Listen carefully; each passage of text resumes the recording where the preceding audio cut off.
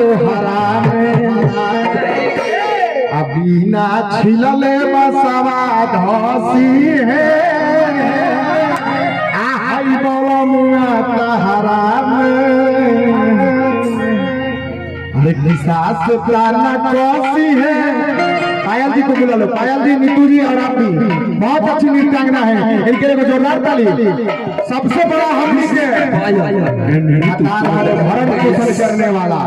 सबसे बड़ा भतार तो वहाँ है, बिना छिलले का सवाल हंसी आई में भाग लगते हैं। गमछी तो हो फाइनल टेक गाना के बाद हमारी कोमल राज जी और नीतू कमांडर जब नाती के बेटी के बियाह भइल गइल बड़ी अपना भाव लागल बना भाव अरे की साहस प्रार्थना कसी आनंदिया देखी हसी है आ हई बलमुआ तुहरा फूफा जी, आप तमाम सभी मेरे भैया चाचा फूफा जी जितना भी हमारे भाई चाचा माई भाई सबके प्रणाम लव यू। कहे के बाद कि बिना छिलले बसवा धसी है छिलले बसवा धसी है सास चाल कसी है नदिया देखी हसी है बलमुआ हसी है नदिया देखी हसी है बलमुआ आप लोग तैयार हैं? बिना छिलले बसवा धसी है आही बलमुआ तहरा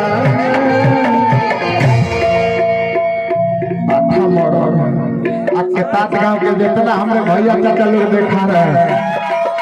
शेर है जिगर का टुकड़ा राजन भाई ना है हाथ दिखाइए दिखाया ताली के साथ तिवारी जी ये वीडियो बनाइए आप सोशल मीडिया पर वायरल होगा ताली के साथ है ना छिलले बसवा धसी है बलमुआ ना छिलले बसवा धसी है बलमुआ ना छिलले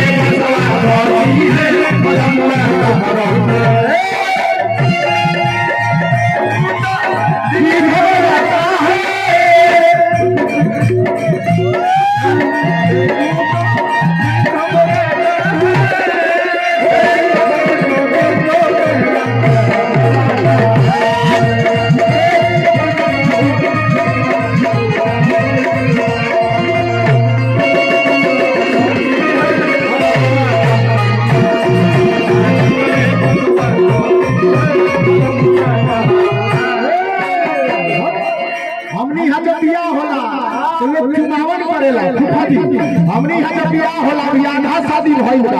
वही में खेला हो जाला झूमर वाला एने कहावत में जब चुमावन होला झूमर गीत होला बियाह गीत होला हमनी कहिले जब चुमावन होला अरे की है अमित किया गला से चुमैया भाभी गला से चुमैया गला से चुमैया भाभी गला से चुमैया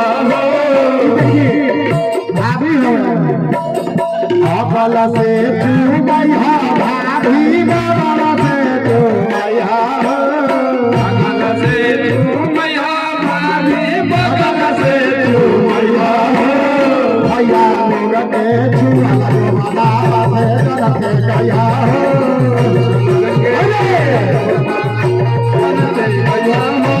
भैया लोग के छुआ वाला से रखे गया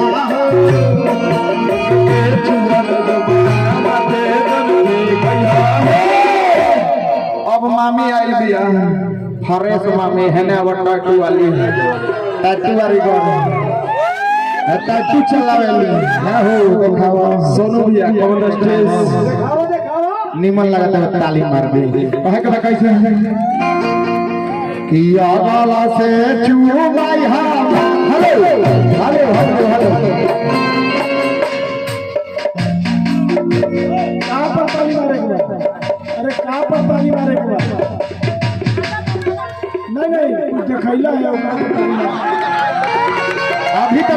ट्रेलर चालू भइल बा, फिल्म पूरा बाकी बा फूफा जी। अभी ट्रेलर चालू है, फिल्म पूरा बाकी है। अभी तो कुनालवा खेला किया है, अभी करेगा कहना है। तनी एक बार तू हेने आवा final take your final take मारेंगे दिस लाठी फूटेंगे दिसका पार भोग दिस भाला भागन दिस रहरिया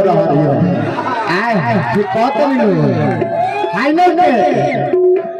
मरद के बच्चा है, आप सबके बेटा है। जहाँ जाइले हिला के आइले हमें कोनो कमजोरी छोड़े ताली मारी आप सबके बोल बा मैंने बैठे के कहले वाली पारा खड़ा होके थोड़ा बोल बैठ मारा में निशा में दिशा खड़ा है हेने हो मार नाती के बेटी ढेर की बड़ल बाड़ी ढेर बड़ल बाड़ी तुम्हारे के कहले बतिया मार के फूट या गला से चूक गई हां